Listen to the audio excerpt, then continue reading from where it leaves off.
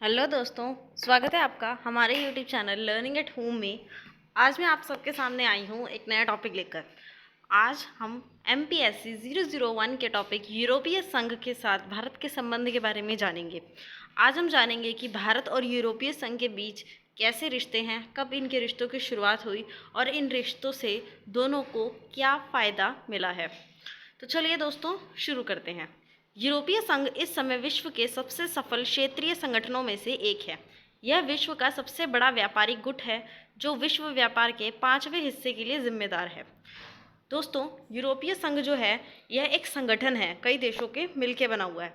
यह विश्व का सबसे बड़ा व्यापारिक गुट है, यानी ये ऐसा संगठन है जो व्यापार के लिए बनाया गया था और यह पूरे विश्व व्यापार के 5वें हिस्से के लिए जिम्मेदार है। यह विकासशील देशों के लिए सबसे बड़ा बाजार है और उनको विकास सहायता भी देता है। इसके दो सदस्य देश फ्रांस और इंग्लैंड जो है वो परमाणु शक्ति हैं और सुरक्षा परिषद के स्थायी सदस्य भी हैं। एक अन्य सदस्य देश यानी कि जर्मनी सुरक्षा परिषद का विस्तार होने पर उसकी स्थायी सदस्यता का प्रबल दावेदार भी है। संघ के 4 सदस्य देश G8 ग्रुप के सदस्य हैं और सभी सदस्य जो हैं वो आज के विश्व की विकसित अर्थव्यवस्था वाले देश हैं। यानी यूरोपीय संघ के जितने भी देश हैं वो सब विकसित अर्थव्यवस्था वाले देश हैं, जैसे कि फ्रांस है, इंग्लैंड है, जर्मनी है, अमेरिका है। ये सारे देश हैं। ये सारे देश और भी अलग अलग समझौतों से संघ से जुड़े हुए हैं। मार्च 1957 में रोम की संधि से यूरोपीय समुदाय की स्थापना हुई थी।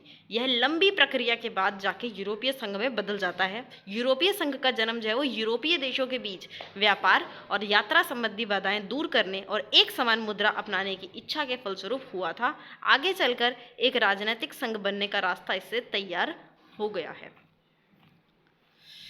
1973 में इंग्लैंड के यूरोपीय समुदाय में शामिल होने के बाद ही इस संगठन के विदेश नीति संबंधी दृष्टिकोण में दक्षिण एशिया और भारत के मामलों का कुछ हद तक समावेश होने लगा था।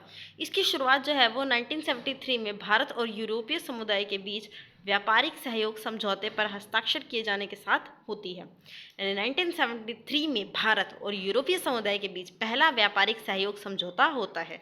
तीसरी बात यह थी कि भारत की जो मिश्रित अर्थव्यवस्था है, समाजवादी वक्तव्य और बड़े पैमाने पर आर्थिक मसले हैं, इसके कारण जो है भारत और यूरोपीय समुदाय के बीच सहयोग की संभावना बहुत कम दिख रही थी। लेकिन 1962 में भारत जो है वो यूरोपीय समुदाय को सबसे पहले मान्यता देने वाले एशियाई देशों में से एक था और समुदाय के साथ साथ भारत के आर्थिक और व्यापारिक रिश्ते संगठन की क्षमता पर ही आधारित थे।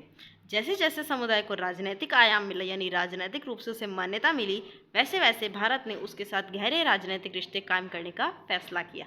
यूरोपीय समुदाय के जितने भी देश हैं वे सभी लोकतांत्रिक देश हैं और एक जीवंत लोकतंत्र के नाते भारत को उनके साथ संबंध बनाने में कोई समस्या नहीं थी। इसी आधार पर 1983 में भारत तथा यूरोपीय समुदाय के बीच औपचारिक तौर पर राजनीतिक वार्ता शुरू करने का निर्णय किया गया। भारत और यूरोपीय संघ के संबंधों को और मजबूत बनाने के लिए कई संस्थागत व्यवस्थाएं बनाई गई, जैसे कि भारत यूरोपीय समुदाय शिखर बैठकें, भारत यूरोपीय संघ त्रिस्तरीय मंत्री बैठकें, वरिष्ठ अधिकारियों की बैठकें, भारत यूरोपीय संघ आयुक्त आयोग, आतंकवाद पर भारत यूरोपीय संघ संयुक्त कार्यदल, उपभोक्ता विषयों पर भारत यूरोपीय संघ संयुक्त कार्यदल, भारत यूरोपीय संघ गोलमेज सम्मेलन। समय समय पर ये अलग अलग बैठकें सम्मेलन होते रहते हैं दोस्तों, जिससे दोनों देशों के मंत्री, बड़े बड़े लीडर्स आपस में बातचीत करते हैं, अपने रिश्तों को और मजबूत बनाते हैं, नए नए समझौतों पर हस्ताक्षर करते हैं और एक दूसरे का सहयोग करते हैं। लेकिन लोकतांत्रिक देशों में जो है आंतरिक राजनीति की तरह ही, जैसे लोकतांत्रिक देशों में आंतरिक राजनीति होती है, राज्यों के बीच में कई मुद्दे होते हैं, मसले होते हैं, ऐसे ही लोकतांत्रिक देशों के बीच भी राजनीतिक मसलों पर मतभेद तो होते ही हैं, मत अलग अलग होते ही हैं। और भारत और यूरोपीय समुदाय भी इस बात से अछूता नहीं है, उनके बीच भी कुछ मुद्दों पर मतभेद हैं। अब जानते हैं कि वो क्या है। तो पहले जानते हैं राजनीतिक मतभेद। 1993 तक यूरोपीय समुदाय और 1993 के बाद से यूरोपीय संघ, पहले क्या था, यूरोपीय समुदाय था और बाद में ये संघ बन गया। और भारत के बीच राजनीतिक मतभेदों के 3 क्षेत्र रहे हैं, यानी यूरोपीय संघ और भारत के बीच जो राजनीतिक मतभेद है वो हमें 3 मुख्य मुद्दों पर देखने को मिलता है। पहला है कश्मीर की समस्या, दूसरा परमाणु समस्या और तीसरा है मानव अधिकारों का मसला। यूरोपीय समुदाय के प्रारंभिक वर्षों में कश्मीर मसले को इंग्लैंड तथा अमेरिका की जिम्मेदारी माना जाता था। यानी पहले ये माना जाता था कि जो कश्मीर मसला है उसका हल इंग्लैंड और अमेरिका निकालेगा, लेकिन बाद में विशेषकर जब शिमला समझौता हो जाता है उस पर हस्ताक्षर होने के बाद यूरोपीय समुदाय ने भारत और पाकिस्तान के बारे में एक जैसा रुख अपनाने की नीति स्वीकार कर ली। यानी पहले कश्मीर के मुद्दे को वो अपना विशेषाधिकार जैसा कुछ समझता था कि ये हमारी जिम्मेदारी है, लेकिन जब शिमला समझौता भारत और पाकिस्तान के बीच में होता है तो ये माना जाता है, ये सोचा जाता है कि भारत और पाकिस्तान के बारे में हम एक जैसा ही रुख अपनाएंगे। कश्मीर में आतंकवाद और उग्रवाद उभरने लगता है। उसके बाद यूरोपीय संघ आतंकवाद पर चिंता तो जताता है, लेकिन भारतीय सुरक्षा बलों द्वारा स्थिति को संभालने के तरीकों पर असंतोष प्रकट करता है। यानी भारतीय सुरक्षा बल जिस तरीके से और भारतीय सरकार जिस तरीके से इसे संभाल रही है उस पर वो अपना असंतोष जताता है।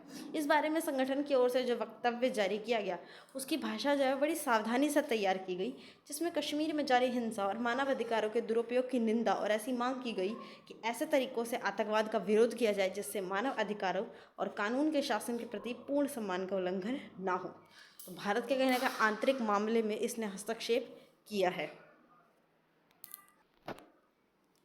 दूसरे शब्दों में वह ऐसा रवैया अपनाने से कतराता है जिससे भारत या पाकिस्तान के साथ उसके संबंधों में खटास आए। लेकिन जघन्य आतंकवाद के प्रति यूरोपीय संघ का रवैया जो है वो भारत को पसंद नहीं है।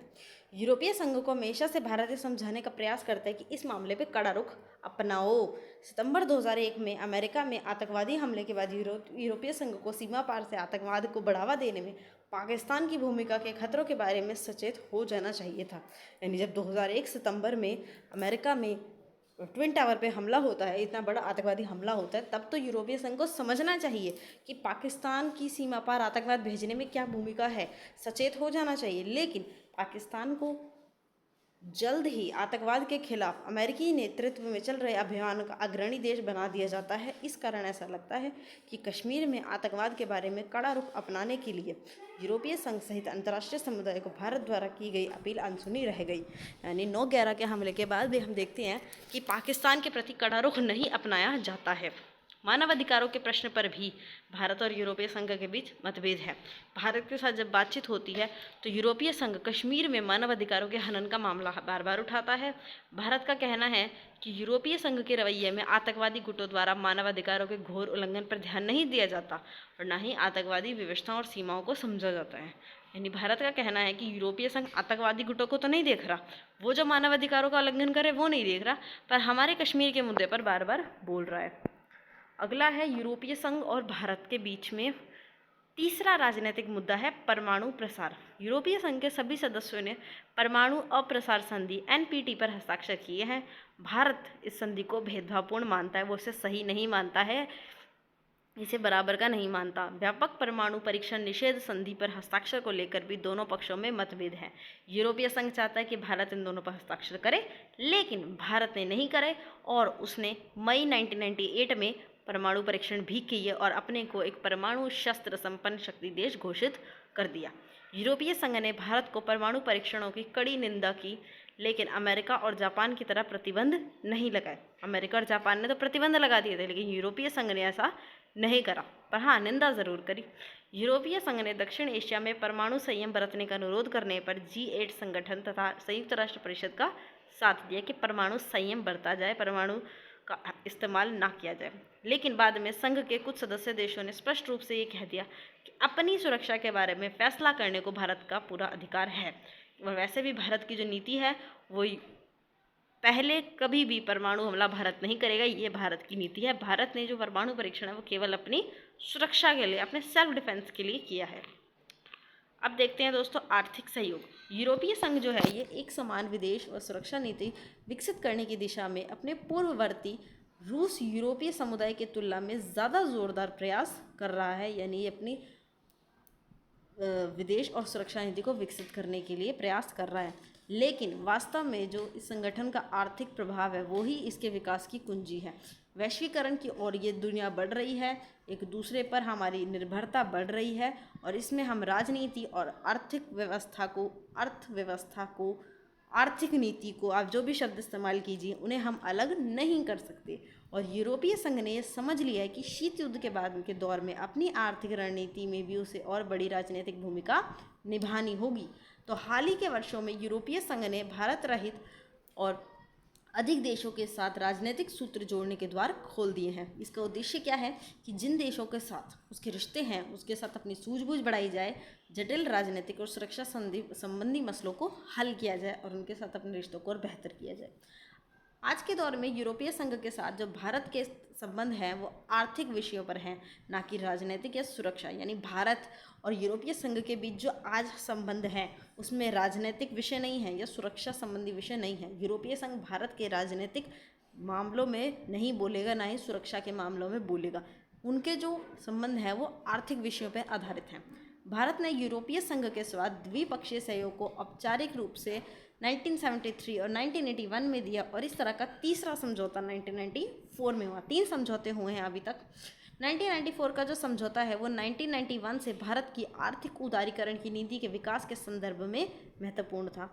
आर्थिक उदारीकरण के फलस्वरूप उभरे नए अवसरों तथा एशियाई देशों के साथ नए रिश्ते कायम करने की यूरोपीय संघ की इच्छा के कारण 1990 के दशक में भारत और यूरोपीय संघ के बीच आदान प्रदान जो है वो काफ़ी बढ़ गया।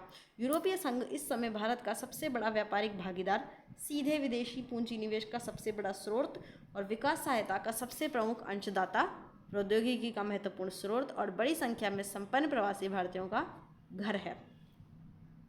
1993 के बाद से भारत और यूरोपीय संघ के व्यापार में भी वृद्धि हुई है और विविधता भी आई है। भारत का जो 1/3 निर्यात है वो इन्हीं देशों से होता है। यूरोपीय संघ आपको समझना पड़ेगा दोस्तों, यूरोपीय संघ जो है वो एक संघ है, पर ये संघ देशों से ही बना है। तो यानी हम यहाँ ये भी कह सकते हैं कि जो यूरोपीय संघ में जितने भी शामिल देश हैं भारत के, हम उनसे संबंधों की बात भी यहाँ पे कर रहे हैं कि उनके साथ संबंध कैसे हैं। आज की डेट में आर्थिक संबंध सबसे बढ़िया है और उन पे ही जोर दिया जा रहा है। व्यापार में वृद्धि हुई है, विविधता आई है, निर्यात इन देशों को होता है। द्विपक्षीय व्यापार जो है वो 2001 में लगभग 25 अरब यूरो का था, जो हमारे निर्यात का 26% है और आयात का 25% है। लेकिन यूरोपीय संघ के लिए भारत जो है वो 17वें स्थान पर और आयात की दृष्टि से 20वें स्थान पर आता है। भारत का जो व्यापार है आज भी कपड़ा, कृषि, समुद्री उत्पादों, हीरे जवाहरात, चमड़ा और इंजीनियरिंग एवं इलेक्ट्रॉनिक उत्पाद जैसी परंपरागत वस्तुओं के निर्यात के रूप में होता है। लेकिन पिछले 5 सालों में रसायन, गलीचे, ग्रेनाइट और इलेक्ट्रॉनिक आदि कुछ क्षेत्रों में व्यापार इनसे बढ़ गया है। अब भारत के आयात में मुख्य रूप से हीरे जवाहरात, इंजीनियरिंग सामान, रसायन और खनिजों का स्थान रहा है। यूरोपीय संघ जो है वो भारत में सीधे विदेशी पूंजी निवेश के प्रमुख सूत्रों में से एक है। सीधा विदेशी निवेश करता है। England, Germany, France, Belgium, Italy और हॉलैंड जैसे देशों का इस निवेश में बहुत बड़ा हिस्सा है। 1999 में यूरोपीय संघ की ओर से भारत में सीधे विदेशी पूंजी निवेश जो है वो 1.1 अरब यूरो का था, जबकि भारत की ओर से यूरोपीय संघ में यह निवेश 6 करोड़ 90 लाख यूरो का किया गया था। आर्थिक सहयोग का एक रचनात्मक पक्ष यह है कि भारत में यूरोपीय संघ के निवेश का स्वरूप बदला है और अब यह निवेश बुनियादी ढांचे, विशेष रूप से बिजली और दूर संचार सेवाओं के विकास के रूप में भी हो रहा है। यानी सूचना टेक्नोलॉजी पर भी अब काम किया जा रहा है, उनमें भी निवेश किया जा रहा है। औद्योगिक मशीनों, परिवहन, बिजली तथा इलेक्ट्रॉनिक्स, कपड़ा उद्योग, रसायन और परामर्श क्षेत्रों में यूरोपीय संघ के द्वारा पूंजी लगाई जा रही है। एक और महत्वपूर्ण बात यह है कि यूरोपीय आयोग के भारत में काफ़ी संख्या में विकास परक कार्यक्रम चल रहे हैं, जिसमें कि शिक्षा, स्वास्थ्य, पर्यावरण को प्राथमिकता दी जा रही है।